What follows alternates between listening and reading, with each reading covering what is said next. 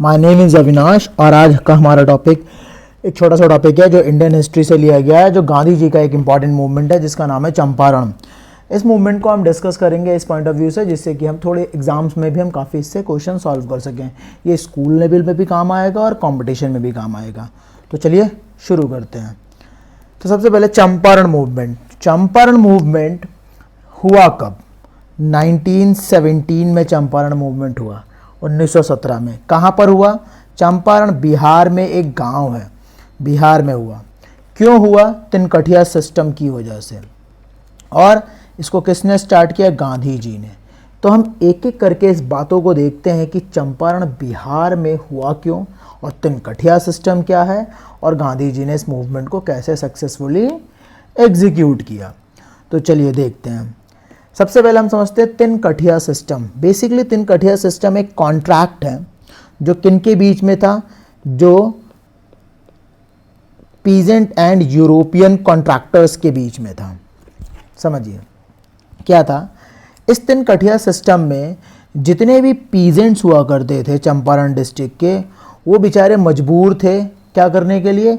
Indigo grow करने के लिए, नील की खेती करने के लिए मजबूर थे।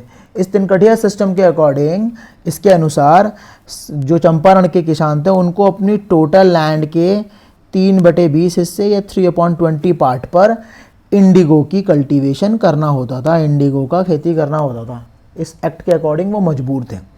ठीक, साथ ही साथ दूसरा प्रॉब्लम ये था, जो भी इंडिगो प्रोड्यूस होता था, यानी जो भी हार्वेस्ट करते थे ये इंडिगो, उसको वो सेल भी उसी प्राइस पर करते थे जो यूरोपियन प्लांटर डिसाइड करते थे। इसका मतलब अपनी मर्जी से ना खेती कर पाते थे, और खेती कर भी ली तो उसको अपनी मर्जी से बेच नहीं पाते थे। सिंपल भाषा में कहें तो भाई 3/20 पार्ट पर इंडिगो ग्रो करना उनकी मजबूरी थी इस तिनकठिया सिस्टम में। और हार्वेस्टेड इंडिगो या प्रोड्यूस जो था, यानी नील की खेती की उपज के बाद जब उसे बेचना होता था तो उसका प्राइस भी यूरोपियन प्लांटर डिसाइड करते थे।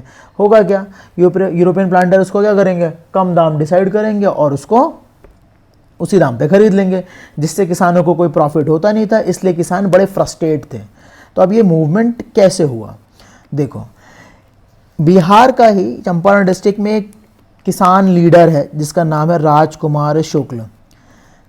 ये क्या हुआ? ये कांग्रेस का जब लखनऊ में सेशन हुआ 1916 में, तो ये राजकुमार शुक्ल वहाँ पहुँचा हुआ था, और वहीं इसकी मुलाकात गांधी जी से होती है।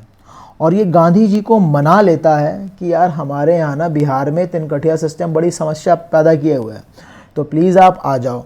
और गांधी जी की पॉपुलैरिटी इसलिए भी थी क्योंकि गांधी जी ने जो साउथ अफ्रीका में इंडियंस के लिए काम किया था, उसकी वजह से ज़्यादा गांधी जी पॉपुलर थे।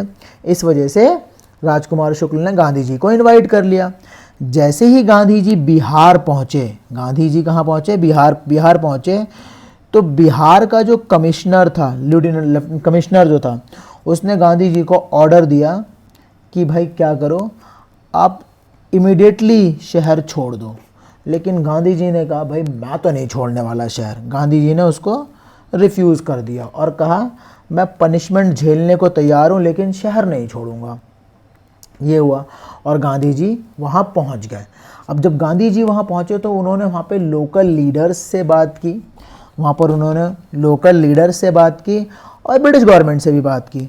तो ब्रिटिश गवर्नमेंट ने क्या करा? तो गवर्नमेंट ने डिसाइड किया चलो भाई इस पूरे सिस्टम को इन्वेस्टिगेट करने के लिए एक इंक्वायरी कमीशन बना लेते हैं। इंक्वायरी कमीशन ये देख लेगी कि क्या इसमें समस्या है। तो उस इंक्वायरी कमीशन का मेंबर गांधी जी को भी नॉमिनेट कर दिया गया। गांधी जी नॉमिनेट कर दिया गया। तो जब कमीशन ने अपनी रिपोर्ट सबमिट की तो कमीशन ने कहा कि जो ये तिनकठिया सिस्टम है इसको पूरी तरीके से ख़त्म कर दो, अबॉलिश कर दो, और साथ ही साथ किसानों को कंपनसेशन मुआवजा भी मिलना चाहिए, मुआवजा मिलना चाहिए।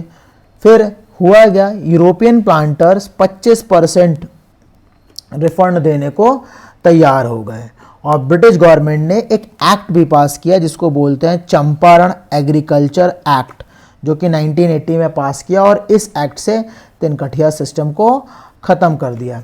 इस तरह से गांधी जी ने अफ्रीका से आने के बाद इंडिया में ये पहला मूवमेंट सक्सेसफुली एग्जीक्यूट करवा दिया और गांधी जी यहाँ पे किसानों के नेता बन के उभर कर सामने आए। हुआ क्या?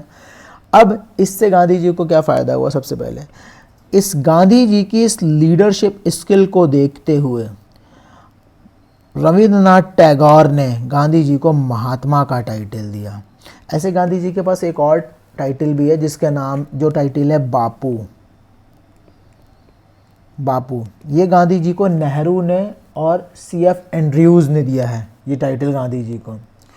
ठीक, राष्ट्रपिता भी एक टाइटल है, राष्ट्रपिता। ये टाइटल सुभाष चंद्र बोस ने आज़ाद हिंद रेडियो में सेकेंड वर्ल्ड वॉर के दौरान दिया था। ये अब यहाँ पर एक चीज़ है, बार बार हमने इंडिगो की बात की है। ये इंडिगो का यूज़ क्यों होता था? ये इंडिगो का यूज़ होता था डाई के लिए, कपड़ों में रंगाई के लिए। अब इंडिगो को लेकर बवाल क्यों था? पहले भी तो इंडिगो की खेती होती थी, यानी नील की खेती पहले भी होती थी। अब ये मूवमेंट में एक कारण ये भी था, जब वर्ल्ड वॉर 1 हुआ, क्या हुआ? वर्ल्ड वॉर 1 आप सबको पता है, 1914 से 18 के बीच वर्ल्ड वॉर 1 हुआ। इस वर्ल्ड वॉर 1 के दौरान ना यूरोपियन कंट्रीज़ में सिंथेटिक कलर बनने लगे, यानी कपड़ों को रंगने के लिए लैब में कलर बनने लगे। जब लैब में कलर बनने लगे तो इंडिगो की खेती का कोई मतलब नहीं रह गया। इसलिए यूरोपियन प्लांटर्स ने क्या करा, अब यूज़ तो होगा नहीं, इसलिए यूरोपियन प्लांटर ने इंडिगो की खेती तो बंद करने को नहीं कहा, और बल्कि किसानों से कोई फ़ायदा तो खेती तो करवाई नहीं उनसे। इन यूरोपियन प्लांटर्स ने किसानों से खेती तो करवाई नहीं नील की, लेकिन उनसे वो मुआवजा यानी रेंट लेते रहे, जिसकी वजह से किसान नाराज़ थे। इस वजह से ये मूवमेंट हुआ। ठीक, और ये मूवमेंट काफ़ी सक्सेसफुल भी रहा। ठीक, तो इस टॉपिक में हम इतना डिस्कस करेंगे, और इसमें अगर कोई प्रॉब्लम या समस्या रहती तो आप नेक्स्ट वीडियो में मुझसे पूछ सकते हैं। ठीक, कमेंट सेक्शन में करिएगा, मैं नेक्स्ट वीडियो में इसको ज़रूर आपको बताऊँ।